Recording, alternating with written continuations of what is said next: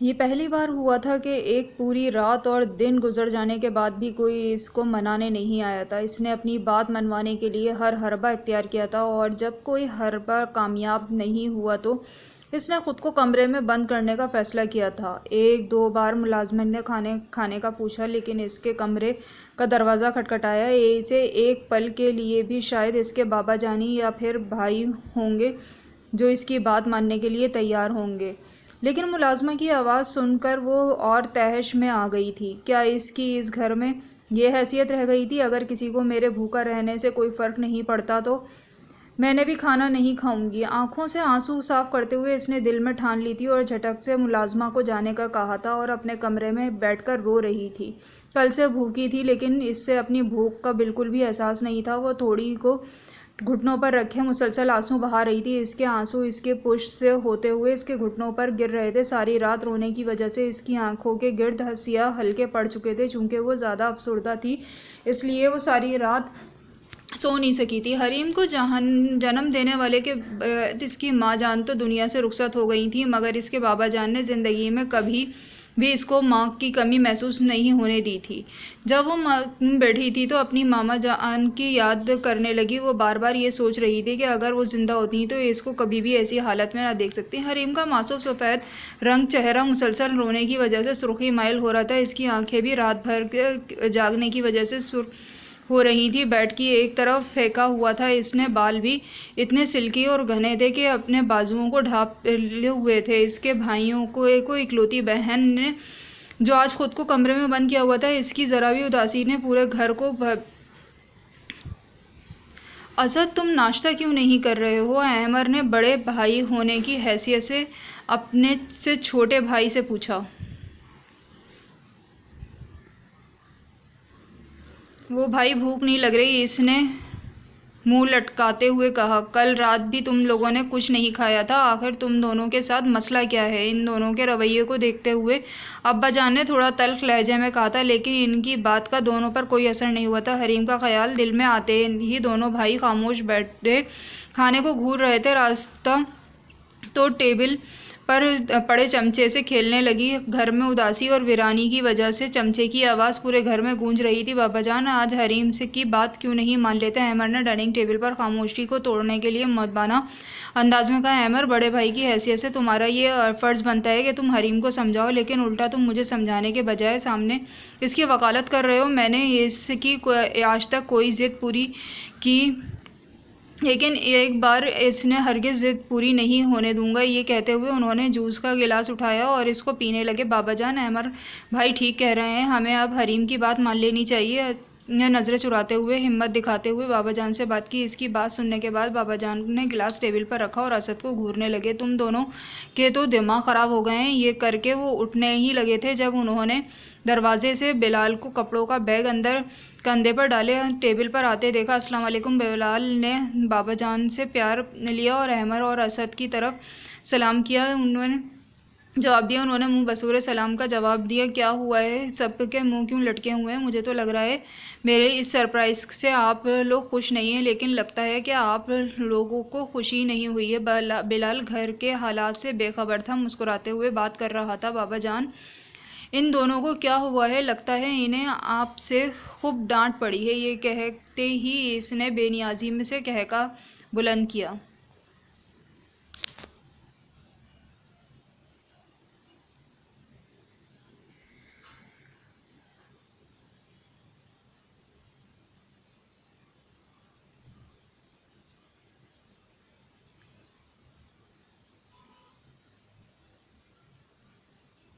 इनको छोड़ो, आओ बैठो बैठो, नाश्ता करो। हॉस्टल से अचानक कैसे आना हुआ? बाबा जान, दरअसल मैं मेडिकल की पढ़ाई से बोर हो चुका हूँ। सोचा एक चक्कर घर का लगा लूँ ताकि मेरा दिल बहल जाए और आप लोगों से मुलाकात भी हो जाए। डाइनिंग टेबल के चेयर पर बेतकल्लुफ़ी से बैठते हुए इसने कहा। हरीम कहाँ है बाबा जान?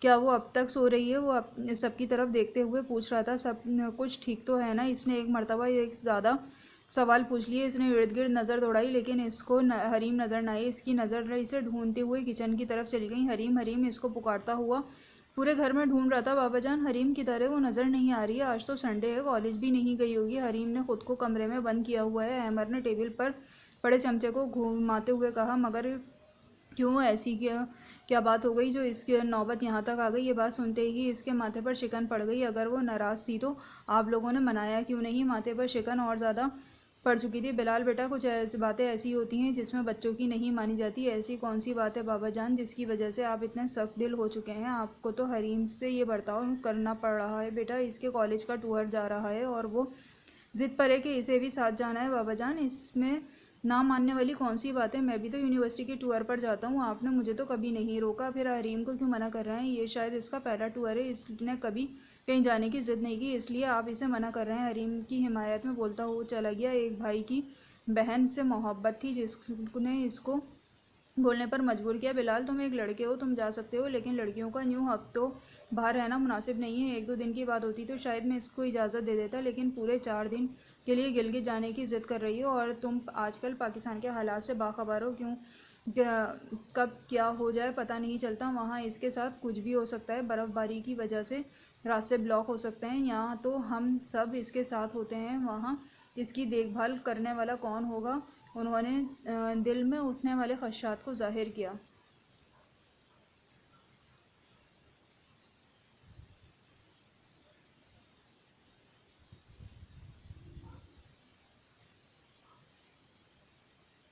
बाबा जान, हमारी एक ही तो बहन है, अगर वो जाना चाहती है तो इसे भेज दें। आप इसकी कॉलेज टीचर से बात करें, वहाँ हम इसका ध्यान रखेंगे। और हरीम तनहा कब जा रही है? कॉलेज की बाकी लड़कियां भी तो जा रही हैं।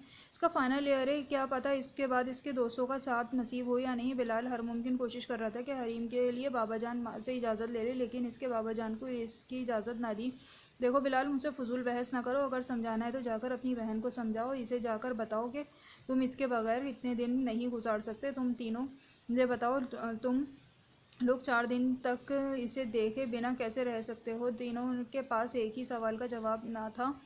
बिलाल को बाबा जान की बात समझ आ चुकी थी। बाबा जान, शायद आप ठीक कह रहे हैं, हमें हरीम को समझाना चाहिए। इसने होठों को बीचते हुए कहा।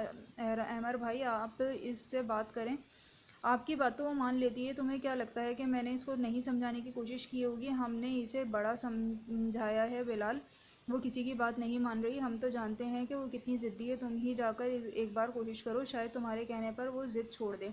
मैं कोशिश करता हूँ भाईजान, शायद वो मेरी बात मान जाए। वो नाश्ता किए बगैर हरीम के कमरे में चला गया। वो सीढ़ियों की मुसाफत तय कर कर ऊपर कमरे की जानिब गया। वो यकदम सीढ़ियों चढ़ते हुए हरीम के दरवाजे तक पहुंचा। दरवाज़ा खोलो हरीम।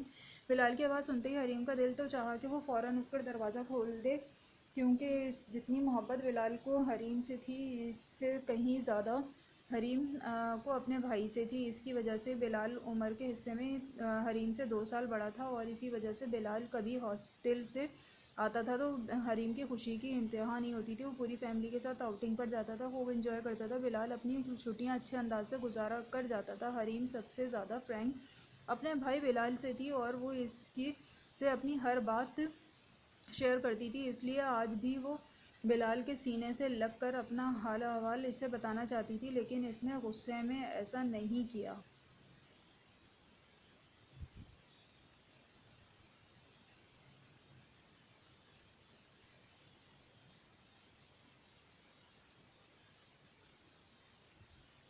दरवाज़ा खोलो हरीम, देखो मैं मसले का हल निकाल लूँगा। तो वो मुसलसल दरवाज़ा खटखटा रहा था, जो लेकिन हरीम दरवाज़ा नहीं खोल रही थी। बिलाल भाई, आप जाएं, मुझे किसी से कोई बात नहीं करनी, किसी को मुझसे प्यार नहीं है। आप सब झूठ बोलते हैं कि आप सबको मुझसे मोहब्बत है। इसने रात का गुबार बाहर दिल में निकाला। इतने घंटे नाराज़ रहने के बावजूद हरीम की आवाज़ भरभराई हुई थी। आप जाएं बिलाल भाई, मैं दरवाज़ा नहीं खोलूँगी। मेरे लिए मुझे हाल पे छोड़ दें। इसी को मेरी परेशान होने की ज़रूरत नहीं है। ये क्या बचपन आया हरीम? तुम्हें अच्छी तरह मालूम है कि तुमसे सब कितना प्यार करते हैं। हरीम देखो, मैंने तुमसे वादा करता हूँ कि हॉस्टल से तक नहीं जाऊँगा जब तक तुम्हें इजाज़त न दिलवा दूँ। इसने दरवाज़ा खटखटाते हुए कहा। इसकी बात सुनते ही हरीम ने दरवाज़ा खोला, क्योंकि वो अच्छी तरह जानती थी कि बिलाल ने कभी भी वादा खिलाफ़ी नहीं की। ये क्या बनाया हुआ है हाल? हरीम बिलाल ने हैरानी से इसकी तरफ देखते हुए कहा। ये आंखों के गिर्द हल्के सूजी हुई आंखें, ये सब क्या है हरीम? हरीम बिलाल के सीने से लग गई और ज़ारो कतार रोने लगी। भाई, कोई मुझसे प्यार नहीं करता, किसी को मेरी परवाह नहीं है। इसने इसके सीने से लगकर अपने हाथ के फुर्श से आंसू साफ किए करते हुए कहा। बिलाल ने इसके सर पर शफकत से हाथ रखा और यकीन दिलाया कि सब इसे कितना प्यार करते हैं। बिलाल ने अपनी उंगलियों की फुरों से इसके आंसू साफ किए। भाई आप बाबा जान से बात करें, मैं कभी भी अपने दोस्तों के साथ कहीं नहीं गई, मैं इनके साथ जाना चाहती हूँ। उसने रोते हुए कहा, हाँ करूँगा। अच्छा तुम ये हाथ मुँह धोकर आ जाओ नीचे, सब बैठ के नाश्ता करते हैं। इतने में बाबा जान से बात करूँगा, जल्दी आ जाना, मुझे बहुत भूख लगी है। वो मुस्कुराते हुए कहकर सीढ़ियाँ उतर गया। ज़िक्री आपा बाबा जान कहाँ हैं? बिलाल ने अपनी फातिमा से पूछा।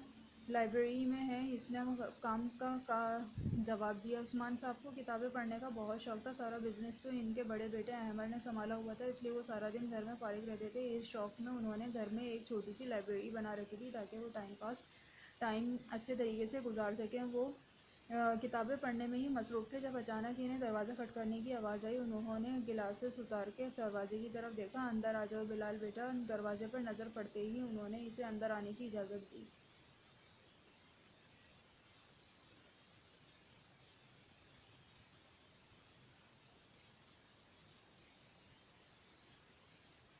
बाबाजान क्या आपने हरीम की शक्ल देखी है? एक दिन में इसका चेहरा उतर सा गया है। बाबाजान आप तो इसकी आंखों में एक आंसू बर्दाश्त नहीं कर सकते थे, तो आप फिर ऐसा कैसे? बिलाल बोलते बोलते खामोश हो गए। बाबाजान ने किताब को बंद किया और उठकर खड़े हो गए। तुम्हें क्या लगता है बिलाल, क्या मैं इससे प्यार नहीं करता? क्या मुझे इसकी परवाह नहीं है? वो मुझे जान से भी ज़्यादा अजीज़ है। जिसकी वो जब से वो भूखी है, मेरे हलक से भी कोई निवाला अंदर नहीं गुजरा। मुझे इल्ज़ाम दे रहे हो इससे प्यार नहीं करते? ये कहते हुए इनकी आंखों में आंसू गिरने लगे और उन्होंने चश्मा उतारकर आंखें साफ की। तो फिर बाबा जान आप इसे इजाज़त क्यों नहीं देते? बिलाल मैं कैसे इजाज़त दे दूँ? मेरी जिगर का टुकड़ा है वो, अगर इसे कुछ हो गया तो मैं क्या करूँगा? जीते जी मर जाऊँगा। बाबा जान आपने इसकी हर जिद पूरी की है तो एक ये सही बिलाल। लेकिन बिलाल इसकी आवाज़ में नमी थी। लेकिन कुछ नहीं, बस आप इसे इजाज़त दें। बिलाल ने अपने बाबा को एतमाद में लिया और इसके लिए कायल किया। वो रजामंदी हो गए। बिलाल जोशीले अंदाज में इनके सीने से लग गया। अच्छा प्यार जताना बस करो और हरीम से जाकर कहोगे वो टूर की तैयारी करे। नहीं बाबा जान आप खुद इसके पास जाएं और ये खुशखबरी दें और फिर जल्दी से आकर हमारे साथ नाश्ता करें। अहमद और असद भी नाश्ता किए बगैर ना अपने कमरे में चले गए थे। सब नाश्ते की टेबल पर बैठे थे। सबको खुशी हुई थी कि हरीम ने बिलाल की बात मानकर बुलाकर नाश्ता करने का फ़ैसला किया था, लेकिन इनकी आपस में क्या डील हुई थी ये किसी को नहीं पता था। वो नज़रें झुकाए अपने नाश्ते में मसरूफ़ थी। वो जानती थी कि बिलाल इसके लिए ज़रूर कुछ ना कुछ करेगा। वो किसी को मुखातिब किए इससे ने नाश्ता किया और अपने कमरे में चली गई। उस्मान साहब इसने इसके जाने के बाद नाश्ते की मेज़ पर सबको अपने फ़ैसले से आगाह किया और खुश भी थे, लेकिन अंदर से वो बहुत ज़्यादा अफसरदा कि अपनी प्यारी सी बहन के बगैर कैसे रहेंगे। हर साल तीनों भाई वक्त निकालकर इसे कहीं ना कहीं ले जाया करते थे, इसकी हिफाजत भी किया करते थे, इसको एक लम्हे के लिए भी आंखों से ओझल नहीं होने देते थे। लेकिन अब इतनी दूर भेजते हुए इनके दिल में हौल उठ रहे थे, लेकिन इन्हें अपनी बहन की खुशी भी अजीज़ थी। सब ने इसके फ़ैसले पर सर तस्लीम खम किया कर लिया।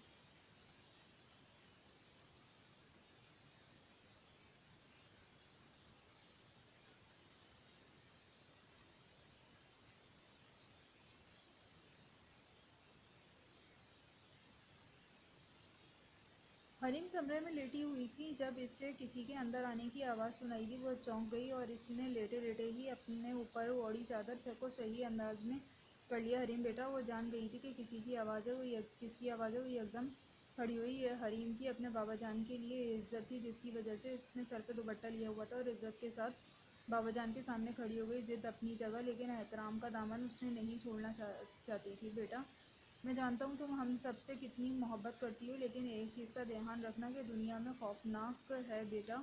इस दुनिया की मिसाल एक जंगल की सी है जिसमें बेतहाशा खूंखार भेड़िए और दरिंदे रहते हैं जो कभी भी किसी भी वक्त किसी को नुकसान पहुंचा सकते हैं। तुम इस वक्त अपने घर में महफूज और बाहिफाजत हो। तुमने ये दुनिया नहीं देखी, मैंने देखी है।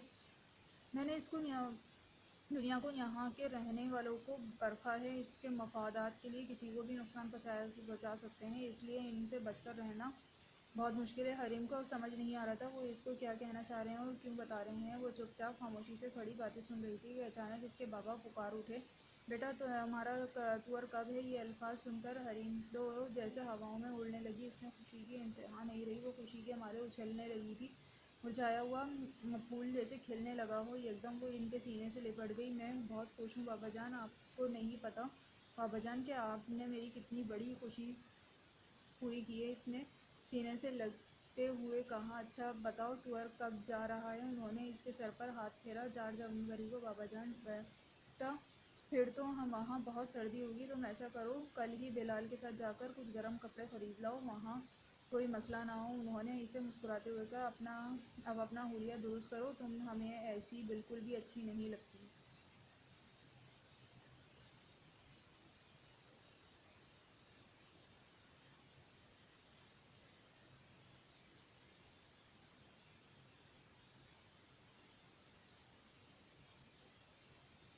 ठीक है बाबा जानी, इसने बामुश्किल अपनी खुशी को कंट्रोल करते हुए ये कहते हुए ही वो कमरे से चले गए। इनके जाते ही हरीम अपने बिस्तर पर खुशी के मारे इतनी ज़ोर से गिरी कि इसका बिस्तर भी इसके इस तरह ज़ोर से गिरने से दब गया। आखिरकार इसका हरबा कामयाब हो चुका था, लेकिन वो नहीं जानती थी कि इसे इस ज़िद की कितनी बड़ी कीमत चुकाना पड़ेगी, और वो ये भी नहीं जानती थी कि एक बड़ी मुसीबत इसका ताक़ुब कर रही है।